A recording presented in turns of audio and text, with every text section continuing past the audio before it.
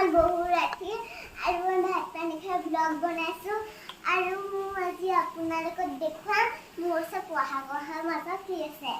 এইটো হ'ল মোৰ কালাৰ ডম আৰু এইটো মই এক্সামলৈ নিয়া পেঞ্চিল বক্স আৰু ইয়াত কিছু কালাৰ আছে। এখন মোৰ ডায়েৰী অনলাইনৰ পৰা আমাৰ পাপা অৰ্ডাৰ দিছিল। এখন মোৰ ষ্টৰি বুক মাই চাইকৰ। এখন আমাৰ বুক ওৱান স্কুলৰ এয়া দিছে।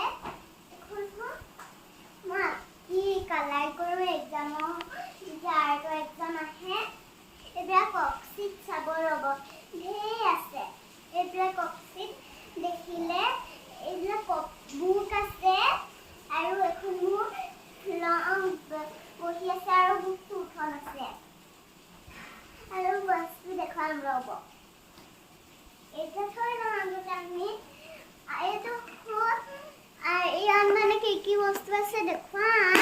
ইয়াত মানে নুজুৰিলে এইটো আপোনালোকে ঘৰতে বনাব পাৰিব। এইটো আপোনালোকে কিতাপত এনেকৈ ভৰাই ল'ব পাৰিব যাতে পেজটো উৰি নাযায়।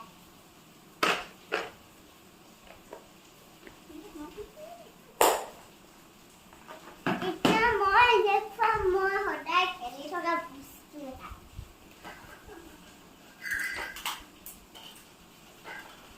এইটো লগত মই সদায় খেলি থাকোঁ।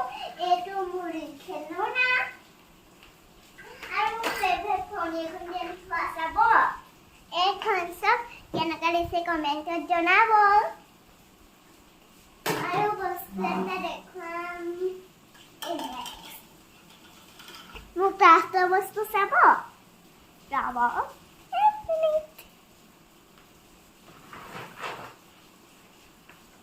ये देख सकते हो मैं এখন ডানৰ পেপাৰ পিংক কালাৰ সে এখন ডানৰ পেপাৰ দু